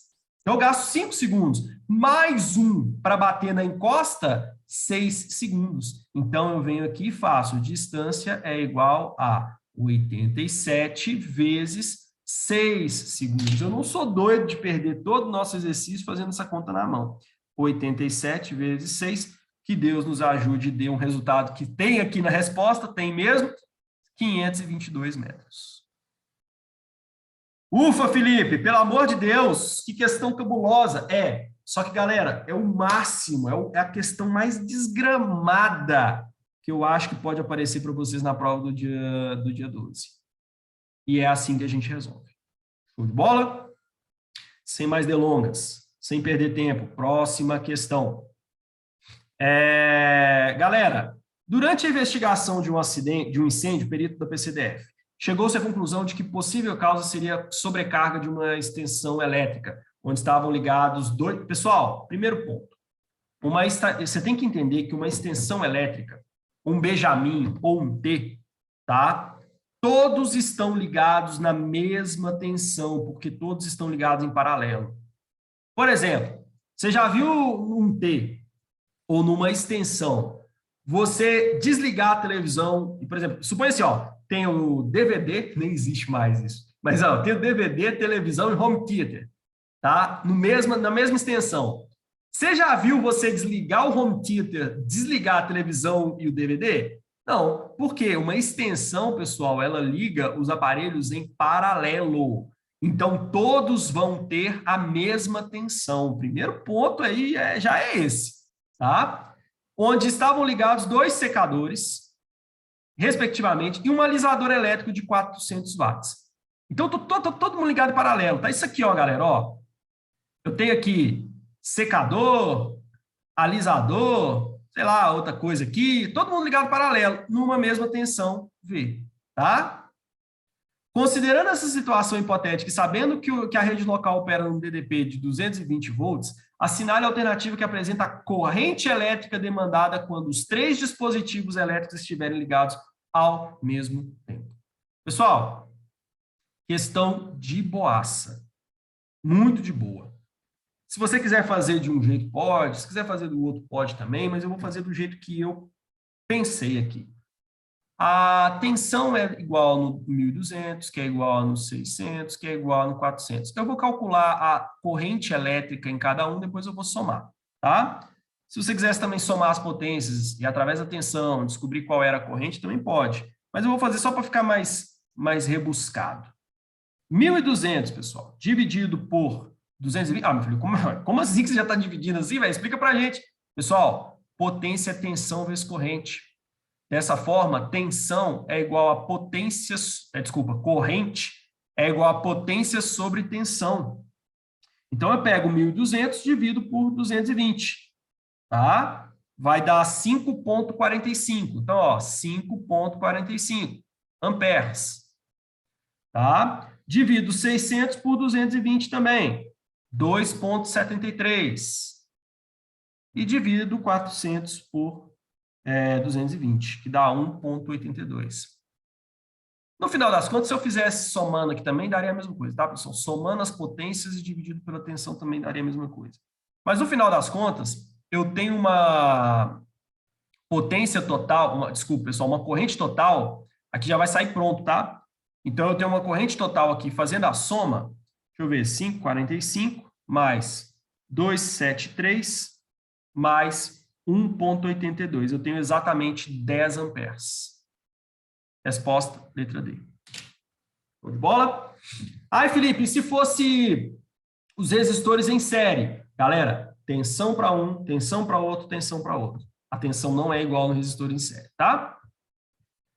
Próxima questão, IADES, perito PCDF. Considere hipoteticamente que um carro com massa de 1.500 quilos acidenta se chocando frontalmente contra um muro.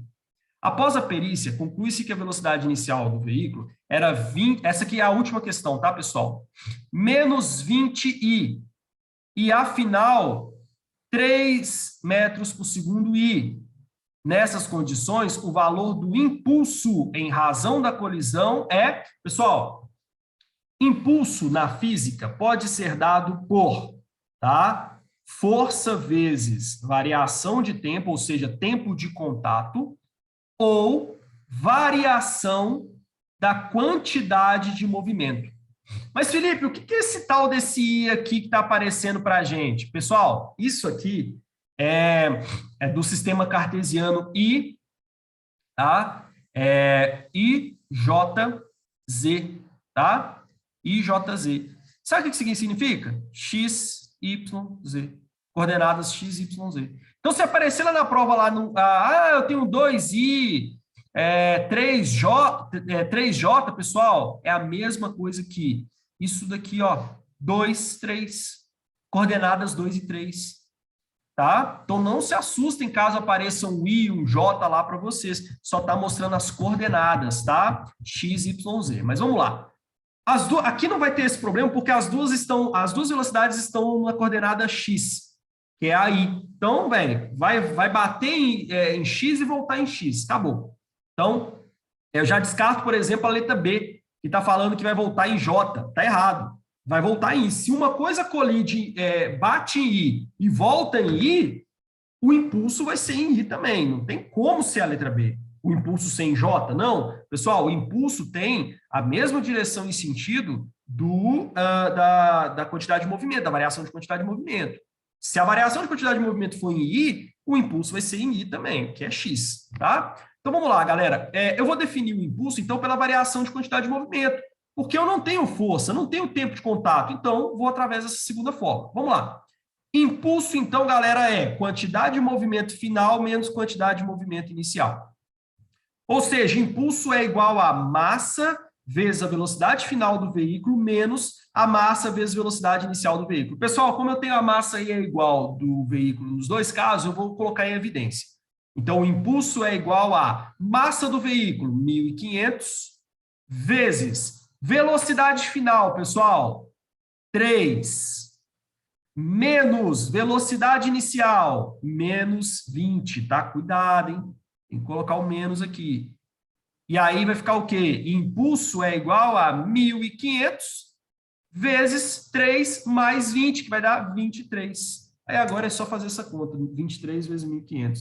1.500 vezes 23, 34.500. 34.500, tá?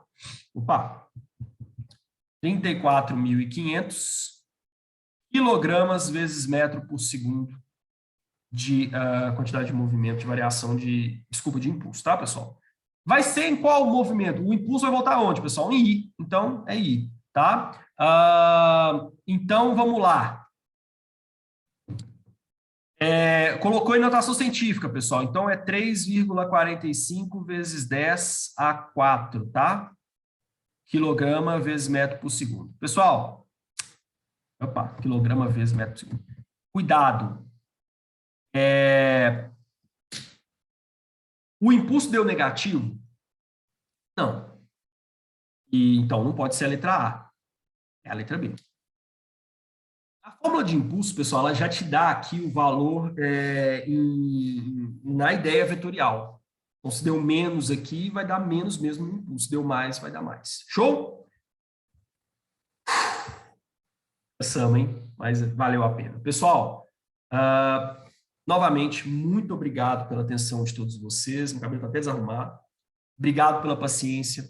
Desculpa qualquer erro, tá? O pessoal fica assim, não pode pedir desculpa. Não, não, cara. Se eu errei em algum ponto desse curso, peço a vocês desculpa. Lembrando que esse curso nasceu de uma vontade muito grande de vocês e fico muito feliz que muita gente me procurou para que eu pudesse, né, dar esse curso para vocês.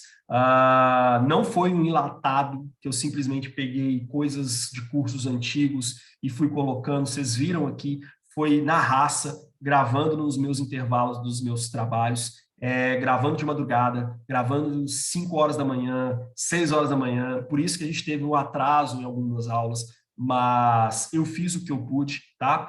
E assim, galera, agora fazer a revisão das outras coisas ali. Gente, assim, no máximo até 5, 6 horas da tarde, 7 horas da noite, cara, de resto, descansa para a prova do dia 12, tá?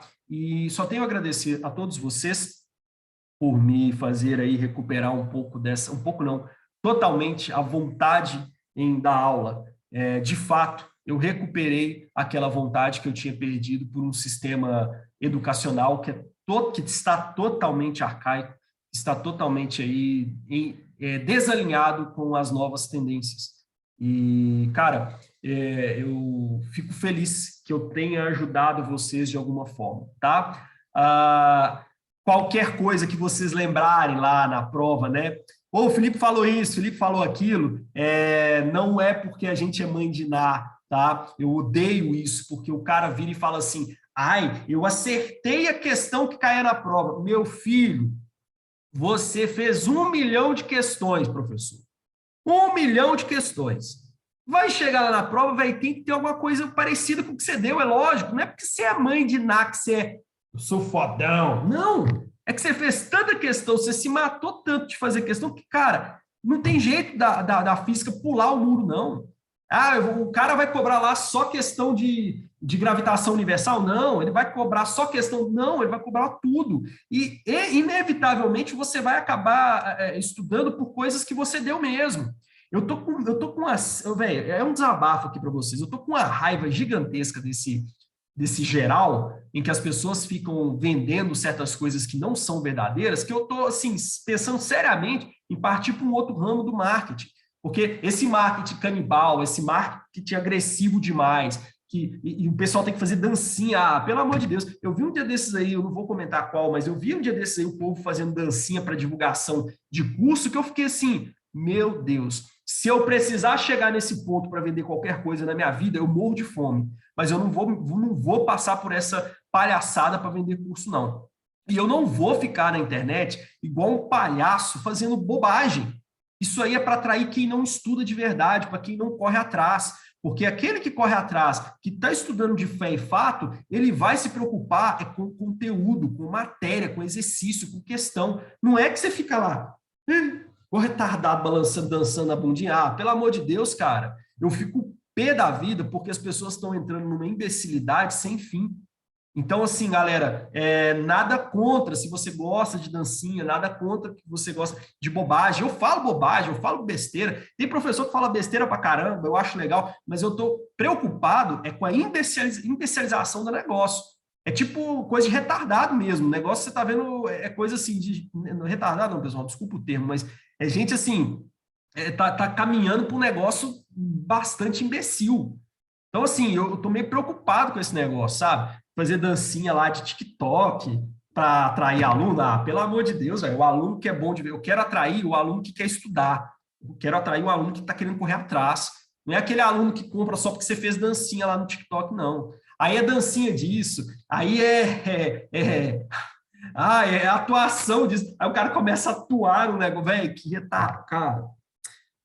É melhor ficar calado para não perder a razão, mas enfim, cara, eu acho que muito partindo para um lugar que a gente enfim, complicadíssimo. Mas desabafo meu, porque eu vejo essas coisas, me dá, né? Felipe, por que você tá em inveja porque você não sabe dançar? Não, velho, não tem inveja nenhuma.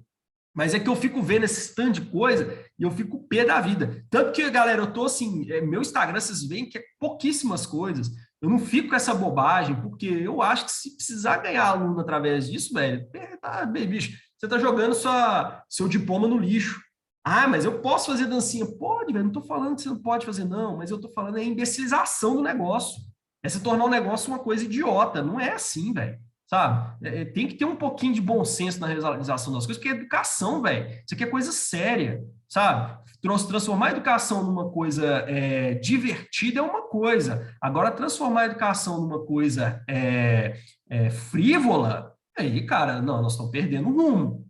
Tem alguma coisa errada aí. Se o aluno tem que ver o professor lá vestido de não sei o quê, dançando a dança da garrafa, o Barões da Pisadinha, para aprender alguma coisa, filho, tem uma coisa muito errada por aí.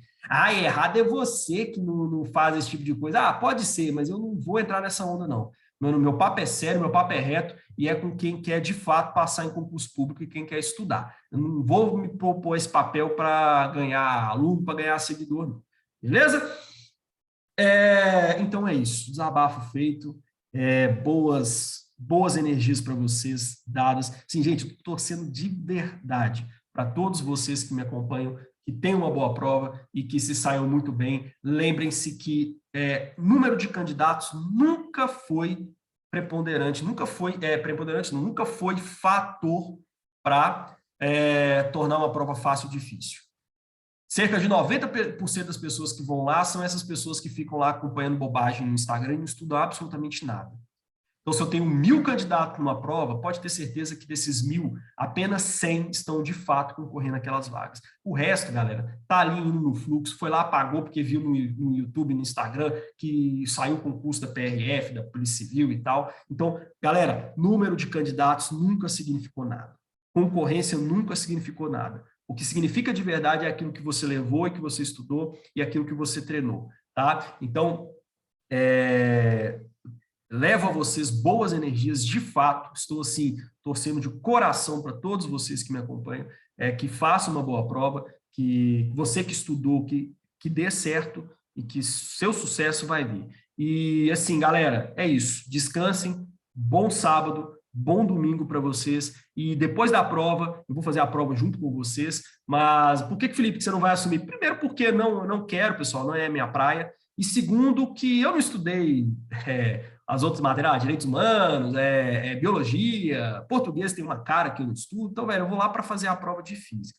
E depois que eu acabar a prova, se der tempo, se eu tiver internet suficiente, porque à tarde eu vou fazer de investigador também, eu posto um videozinho explicando para vocês o que eu achei da prova, comentando os principais pontos. Se deixarem trazer a prova, eu vou levar a prova para casa, vou resolver e vou postar aqui para vocês, mas, de fato, a minha ideia é lá para ver o que aconteceu nessa prova do PCMG. Então é isso, pessoal. Forte abraço para todos vocês. Muito, muito obrigado por tudo. Bom domingo, bom sábado e até mais. Valeu, pessoal. E é isso. Estamos juntos. Vai dar certo. Beleza? Tchau, pessoal. Um bom domingo, um bom sábado para vocês. Uma boa prova. Estou aqui torcendo para todos vocês. Vai dar tudo certo. Valeu, galera. Até um próximo encontro. Até um próximo vídeo. Tchau.